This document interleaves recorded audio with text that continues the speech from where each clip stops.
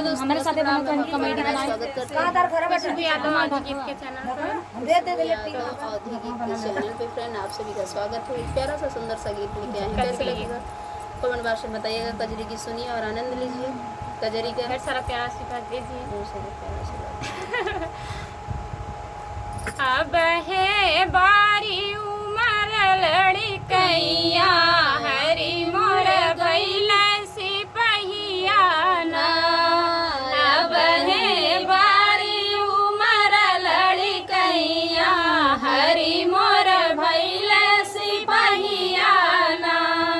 सोने की थाली में जेवन परोस, सोने की थाली में जेवन परोस, जेवना जैला हरि मोर सिपहिया।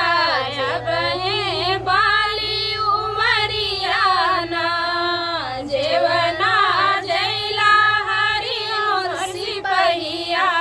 अब है बाली उमरिया ना, अब है बारी उमर लड़कैया हरी मोर भैल सिपहिया ना। अब है बारी उमर लड़कैया हरी मोर भैल सिपहिया ना। लवंगा इलायची के बीरा जोराय, लवंगा इलायची के बीरा जोराय, बीरवा कुचा बलम मोर सिपहिया। अब है बारी उमरिया ना, बीरवा कुचा बलम मोर सिपहिया। अब है बारी उमरिया ना, अब है बारी उमर लड़कैया हरी मोर भैल सिपहिया ना।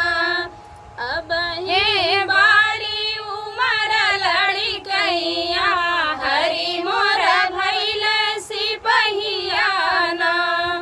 फूल चुन चुन से जलगाय, फूल चुन चुन से जलगाय, से जिया सोइला बलम मोर सिपहिया।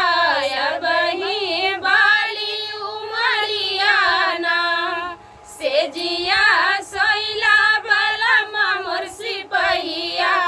अब ही बाली उमरिया ना, अब है बारी उमर लड़कैया हरी मोर भैल सिपहिया ना। अब है बारी उमर लड़कैया हरी मोर भैल सिपहिया ना। फ्रेंड था कजरी गीत, आपको कुछ लगा कमेंट बॉक्स में देखिएगा। तब तक बाय बाय दोस्तों।